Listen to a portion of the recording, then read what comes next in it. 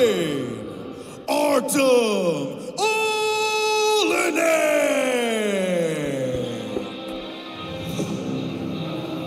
And here we have his opponent from Team Ukraine, Артем Олійник, a skilled grappler who has definitely made his mark on this tournament. Brazilian Jiu-Jitsu blue belt as well on top of that.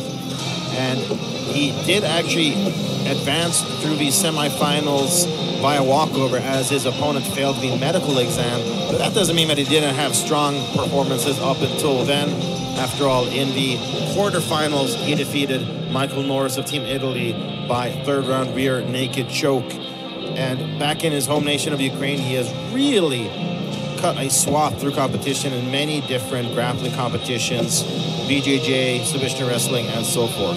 Yeah, he's not one to not finish a fight. He's only gone through 5 decisions, but the majority of his fights has been by finishes, either by TKO or submission. The only thing that kind of works in his favor is that he's had that extra day rest, and so that might play into his hands. However, his opponent did really, really well yesterday. So I think it's going to be a battle of submissions, at least. Yeah, I definitely think we're going to see a couple chokes and slapped on there throughout these next potential 3 rounds. All right, let's get it started with the final introductions.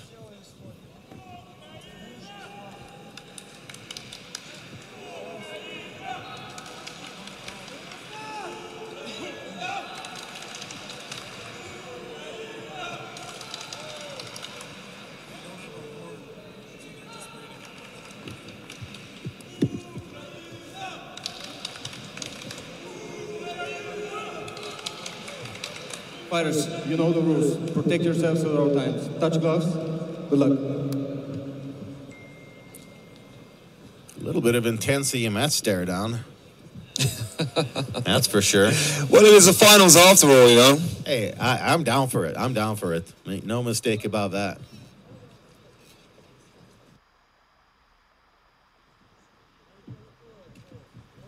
All right, outside leg kick is the first strike to start things off, courtesy of Артем Олійник of Ukraine in the red corner. Misses that second effort.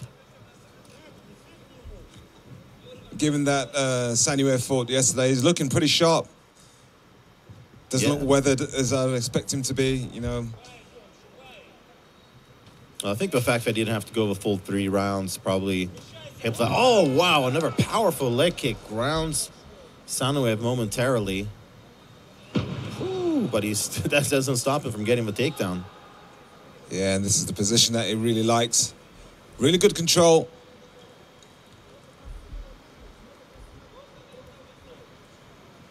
It looks like a small cut or gash or something to the left side of the forehead of Олійник. I think something that he picked up during the course of the tournament. I mean, after all, these athletes are competing several times throughout several days, so they're bound to be a little banged up by the time they reach the finals. Yeah, it's almost like the triathlon of MMA, basically, where you have to actually fight over a few days. So you have to manage those energy controls and manage all your energy, manage your fatigue, your recovery really well, get enough sleep, get off your phones, you know, go to bed early. Hey, tell it to Gen Z, that's going to be a big problem for them. All right, so full guard here.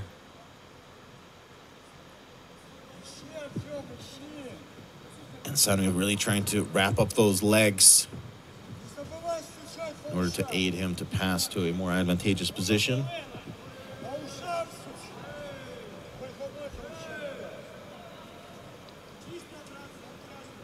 Yeah, it's Sanuєv putting pressure on Олійник, keeping him on his back.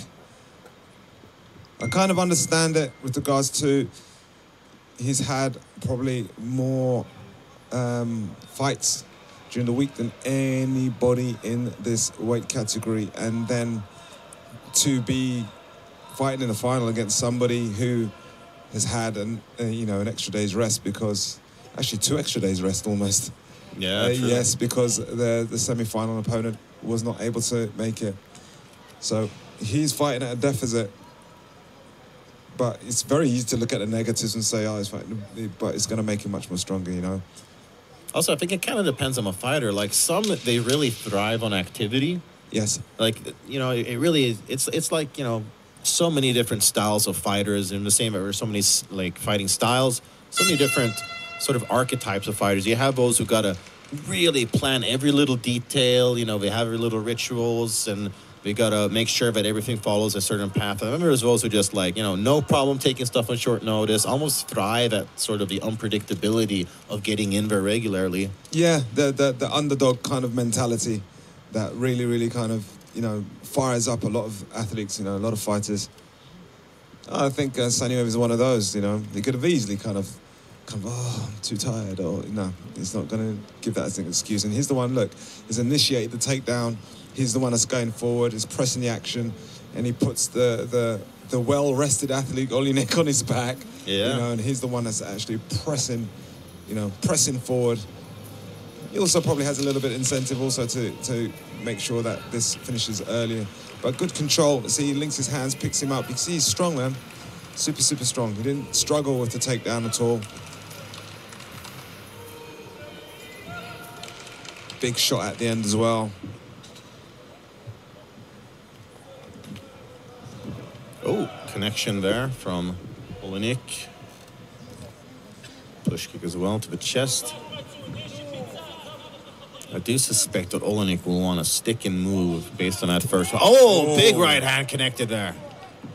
And another slamming leg kick, jumps from a guillotine. Oh, wow, slips out. Yeah, Sanuev very smart there. Very, very smart. He walked in towards the fence, pushed the Ukrainian's back against the fence, and then was able to stabilize and slip his head out as he tried to go down to the mat. So Jumping guillotine, it's a risky move. It's risky. It's risky when the person is also standing straight up. True, yeah.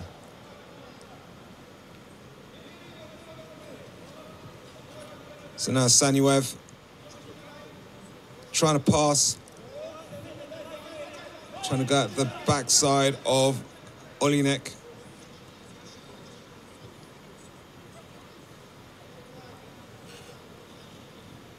He's trying to get him on his back. It's finding it a little bit difficult to get him on his back just because of the position of Olійnik. But look, he's got grip round the back, and then now gets the hook inside. And now he needs to keep his head on the other side of Olійnik's arm. See, now he has the opportunity. As soon as Olійnik drops that left hand forward, he can pop round the back. So he throws a few shots to try to make sure that Olійnik defends. And then the back is going to be, the back's exposed.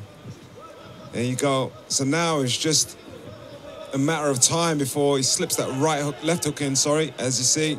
Yep. And now he can get around the neck. With a minute left on the clock, he's got a lot of time to work.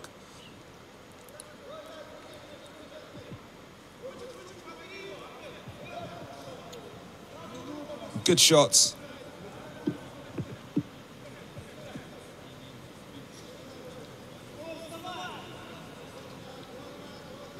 Okay, looks like Olійnik might... Oh, yeah, he's going to stand up. Try and shake off Sanuev. Yeah, Sanuev there with the body triangle, though, is going to be really difficult. And he's got the right leg hooked around the back leg of Olійnik.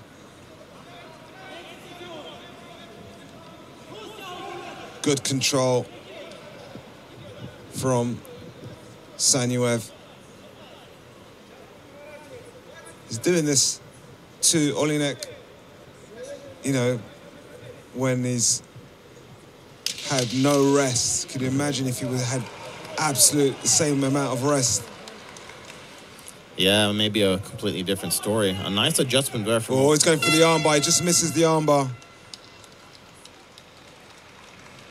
Okay, so competitive second round. On the feet initially, Olійnik definitely had some really good moments. I'd say the biggest strike of the entire fight, that right hand that he threw, that snapped back the head of Sanuev. Sanuev even had a good bit of control, didn't necessarily land a whole lot of damage, but I can understand the judges perhaps leaning in his direction. Yeah, I'd go with him, though, because look at that control. This is the start. But Sanuyev got a shot off on his own from that last replay. Oh, no, he just went over the head. Yeah, he caught right hand from Olійник. And that kick is working for Olійnik as well. Olійnik needs to keep this standing. But look at that control, methodical, getting to the back, really, really advancing in his positions as well. He's just not holding him down. He knows what he wants. He wants that rear naked choke, you know? And he's just doing everything in his power to get to that rear naked choke, even if it takes 30 seconds, even if it takes 3 minutes. Well, I mean, for him being on the back, can think about as long time as he, you know, it doesn't really matter, right? Because as long as he's got the control, he's, I mean, in most judges' eyes, winning the fight. Well, you know, the time's working against him. Oh, answers back with a big right hand, Sanuyev. Okay, look at that. Olійnik's the one going for the takedown offense now. Goes on the single. Oh, no. A little bit of a tactical error there.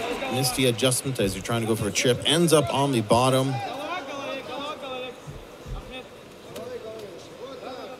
If Sanuyev wins this, man, he's definitely up for, you know, performance of the week, I think. Almost with regards to the amount of bouts that he's had and how he's actually had to kind of really push through. Yeah, that's fair.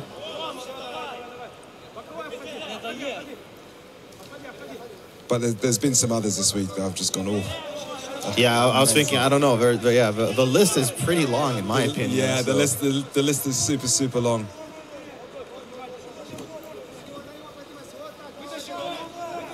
So we're just watching some replays here early in the round. Guillotine attempt. Look at that. Reverses him. Goes into mount. Goes straight into mount, but look how he uses his feet off the top. Turns it around and gets a tap. Olійник gets the win. Snatching victory from the jaws of defeat and turning that adversity into a gold medal. Truly amazing. Sanuyev on his knees.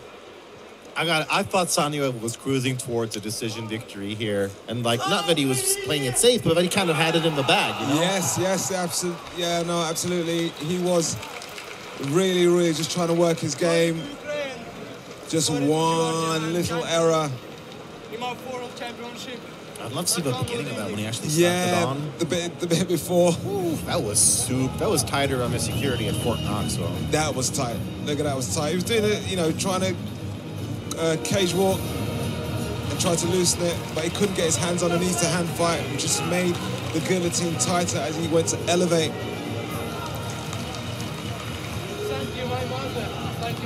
He's been all the athletes have been amazing this week, but you know he's been amazing, Sanuyev, to literally come to this point. But it is what it is, and Olійnik, you know, pulled the win at the back, and now is world champion. Hey, it's not about how you start; it's about how you finish, right? All right. Oh, I feel bad for Sanuyev. He was so close, really so close. But he's got nothing to be ashamed of. He put on a fantastic performance, especially considering the circumstances. And now to make it official, we hand it over to Mr. Daniel Mirza. Referee has called the stop of this contest at 1 minute, 21 seconds of round 3. Declaring your winner by submission via guillotine choke. And now, the 2025 IMAF World Champion! Out of the red corner, representing Ukraine, Артем Олійник! Wow, what a performance from Артем Олійник, the super lightweight world champion. And how about that championship? Heart and honor as well, going to console his opponent. Yeah, it's wonderful. The sportsmanship has been utterly brilliant. I'm an old man, but I have to say these kids are really showing the standard of how an individual should be. You know, just not in fighting, but just being good people in themselves. And the sport brings out good people. Yeah, definitely. I mean, at the end of the day, this is about respect. It's about athleticism. Sure, maybe competing in a combat sports against each other. Now for the awards ceremony for the juniors men. Super lightweight, 74.8 kilograms.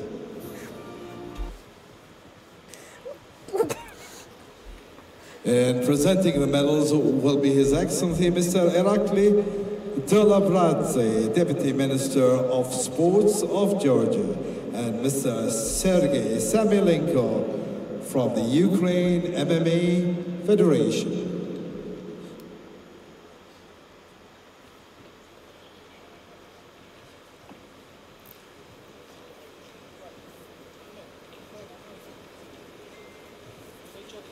First of all, our bronze medalist from France, Kenyu Gonde.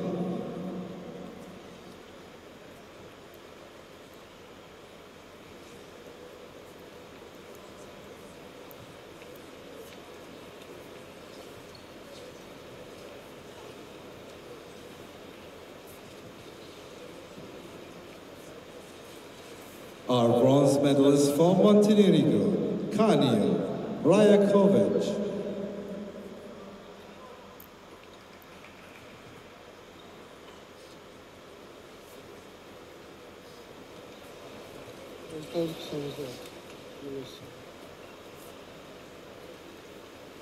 Our silver medalist from Kyrgyzstan, Ahmed Sanuyev.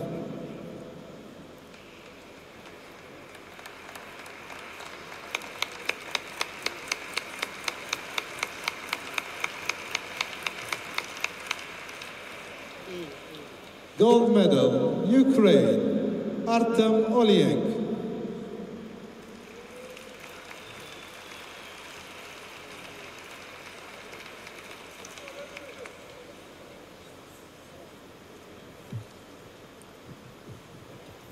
Please rise for the national anthem of Ukraine.